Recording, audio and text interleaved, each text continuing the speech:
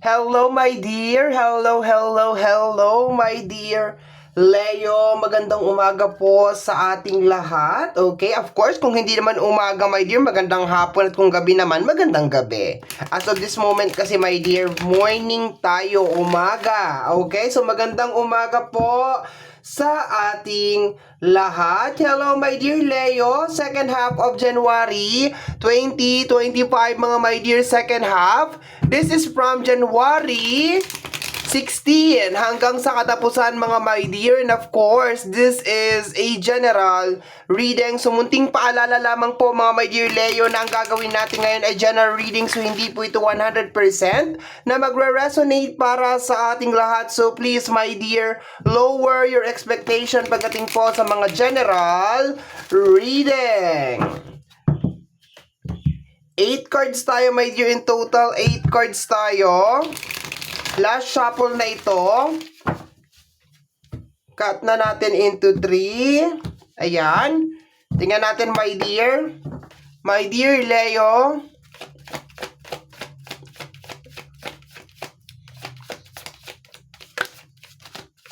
Okay. First card mo, my dear, is the energy of 5 of Sword. Okay? So, parang meron ka ditong gustong sabihin, my dear, pero pinapaliban mo, my dear. Yun na nakukuha ko sa card na yan. Parang meron kang gustong sabihin, my dear Leo, parang meron kang gustong kausapin, pero pinaliliban mo siya.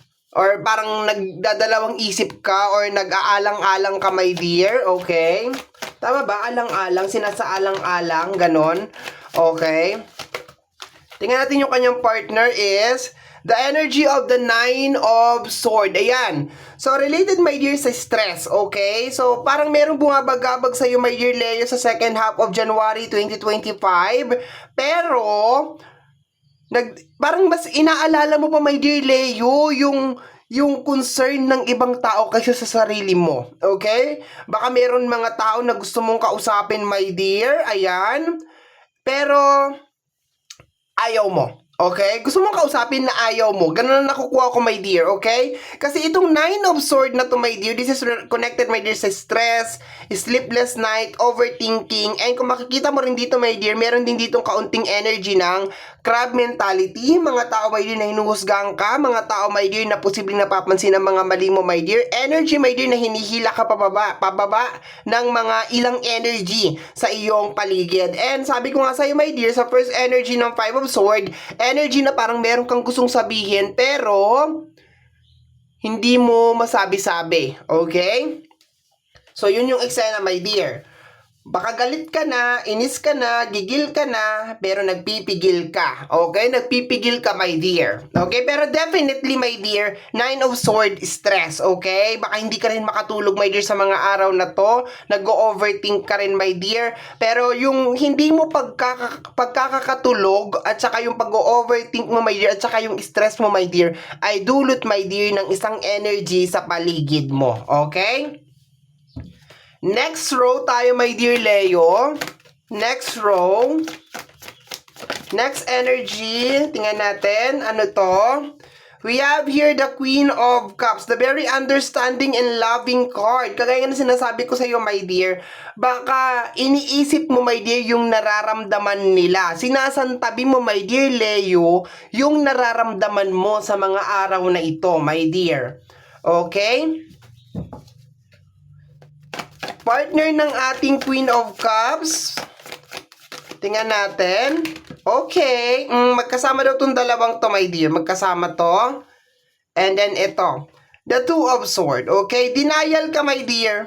Okay. Denial ka. Okay. Sa energy ng Two of Swords, nakukuha ko, my dear, na parang hindi mo matanggap. Yun na nakukuha ko dito. Dinideny mo, my dear. Binibigyan mo ng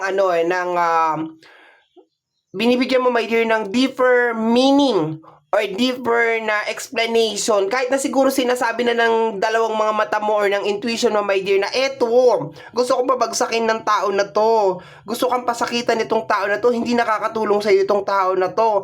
Ikaw, my dear, ang ginagawa mo, binibigyan mo ng malalim na explanation or ng paliwanag, my dear. Alam mo, my dear, naintindihan naman kita eh. Naintindihan kita dito, my dear, kasi minsan sa buhay ko nangyari na to eh. Nangyari na to, my dear, na binibigyan ko ng chance yung isang tao. Okay? Binibigyan ko ng chance yung isang tao, my dear, kasi malapit siya sa akin. Okay? Actually, this is a family member. Okay? Binibigyan ko siya, my dear, ng chance na magbago. Binibigyan ko siya, my dear, ng pagkakataon na ayusin yung connection namin dalawa. Na, alam mo yun, itama niya yung mga pagkakamali. Okay? And, sinusuportahan ko, binibigyan ko, my dear. Pero, nakikita ko kasi, my dear, na kahit anong gawin ko, my dear, sa taong ito, kung siya mismo, my dear, ayaw niyang baguhin yung sarili niya, wala tayong magagawa, my dear eh. Kaya, ending ng connection naming dalawa, hindi naman to tungkol sa akin, my dear. I'm just sharing, my dear, kung ano yung experience ko na konektado dito, my dear, sa reading mo. Like, tingnan mo to. Nine of Swords, nai-stress ka, my dear, okay? Posibleng may nag-i-stress sa'yo, my dear, na energy or na tao. Pero ayaw mong sabihin. Ayaw mong sabihin sa energy ng Five of Swords, okay? Binibigyan mo, my dear, na malalim, my dear, na dahilan kung bakit niya nagagawa sa'yo yun. Sa energy ng Queen of Cups, alam mo, si Queen of Cups, tuwing lumalabas to, ang nararamdaman ko lang talaga sa card na to is pure love. Yung kahit ilang beses na siyang saktan, my dear, kahit ilang beses na siyang umiiyak, binibigyan niya pa rin talaga ng malalim, my dear, na explanation or ng dahilan or ng reasoning, my dear, kung bakit siya pinaiiyak, bakit siya pinahihirapan ng isang energy. Very understanding, very loving tong card na to, my dear. And yun na nakukuha ko, my dear. Pinipilit mong intindihin, pinipilit mong unawain kasi siguro, my dear, mahal mo siya. Pero sinasabi, my dear, dito ng Two of Swords, my dear, you are in denial. Pinapakita na sa'yo, my dear, sa second half of January, my dear, na itong energy na to, nagkukos sa'yo to ng stress at huwag kang mag-hesitate, my dear Leo, nakausapin siya. Sabihin mo, my dear, yung mga pagkakamali niya. 'Di ba? Kasi nagke-care ka, you care about yourself, my dear. Ikaw yung nai-stress, di ba? Ikaw yung nai-stress. Ikaw. And at the same time, kung talagang mahal mo tong taong to, or itong energy na to, my dear, i-correct mo siya. Itatama mo yung pagkakamali niya, my dear. Mas maganda na, my dear, na ikaw na, my dear, yung mag-correct sa kanya, kaysa naman ibang tao pa yung mag-correct sa kanya. Baka dalhin pa siya, my dear, sa ibang, alam mo na yun, malihis pa siya ng landas. Okay? So, yun na nakukuha ko dito, my dear. And I salute you, my dear. I salute you for this kind of action na ginagawa mo, my dear. Kasi hindi to madali. Hindi madali, my dear, na kimkimin mo, my dear, yung nararamdaman mo as of this moment.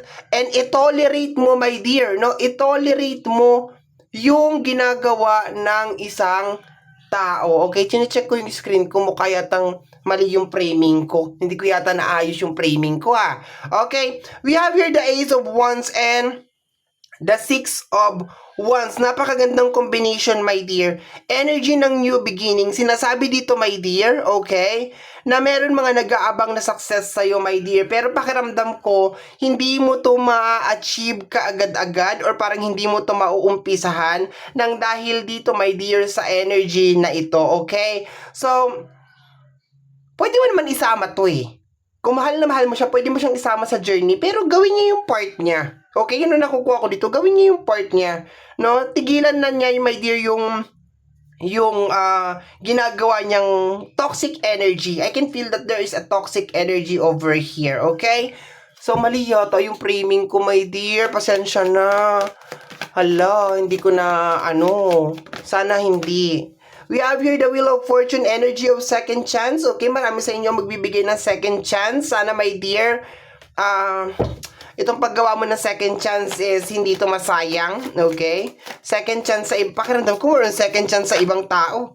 And the Two of Pentacles. Yes, yes, yes, yes. Okay? Second chance para sa ibang tao ito, my dear. Hindi second chance para sa'yo. Yes, sinasabi, my dear, ng card na merong mga magagandang bagay, my dear, na mangyayari sa'yo or nag-uumpisa, my dear, or pumapasok, my dear, sa second half of January 2025. Pero I think, my dear, mas pinipili mo, my dear, na bigyan ng second chance, my dear, ang relationship, ang friendship, okay, and so on and so forth. We have here the Six of Sword, okay? So parang hirap na hirap ka talaga, my dear, na mag-move on over here. Merong backstabbing na energy, posibleng baka merong nag-tridor or baka merong naglilihim sa'yo, my dear. Siya yung dahilan, my dear, kung bakit masisira yung connection ninyo, okay? Masyado siyang abusado, masyado lumalaki yung kanyang ulo, yun na nakukuha ko dito, my dear, okay? Iniintindi mo siya ng iniintindi, iniunawa mo siya ng iniunawa, my dear, pero siya walang pagbabago na nangyayari. Once again, my dear, kagaya na sinasabi ko nga sa iyo kanina, wala namang masama, my dear, na bibigay tayo ng second chance sa mga tao or mga mahal natin sa buhay, okay? Walang masama doon, my dear. Pero sana, sila din, ganun din yung energy na nilalabas nila, ganun din yung gusto nilang mangyari, my dear, kasi hindi pwede, my dear, na tayo lang, my dear, yung gusto, my dear, na gumanda ang buhay nila, maging maayos, my dear, ang relationship or ang family or ang friendship, my dear. Hindi lang dapat tayo, my dear, yung merong gusto na ganon. Dapat pati din sila, ganon din ang gusto nila, my dear, sa buhay nila. But once again, I will congratulate you, my dear Leo, dito sa magandang opportunity. Ayan, energy ng success. Posible din, my dear, baka meron din energy ng travel, pero napakaliit lang, my dear, ng energy ng travel na nakukuha ko. Mas maganda, my dear, yung energy, my dear, na nakukuha ko sa energy ng new beginnings, okay, business, career, trabaho, ayan.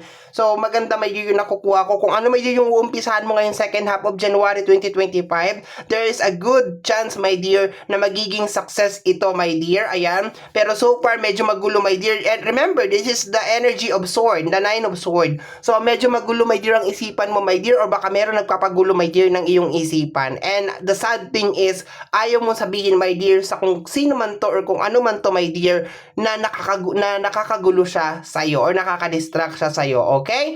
So, my dear Leo, yan ang reading mo para sa yung second half of January 2025. Somehow, my dear Leo, kung nagustuhan mo to, especially kung napadaan ka lang, don't forget to subscribe. Pakiclick, my dear, ang notification bell para ma-update ka sa aking mga upload kung napapanood mo to, my dear, sa ating Facebook, ay sa ating YouTube channel. Kung sa Facebook page naman, my dear, don't hesitate to like and follow yung ating Facebook page.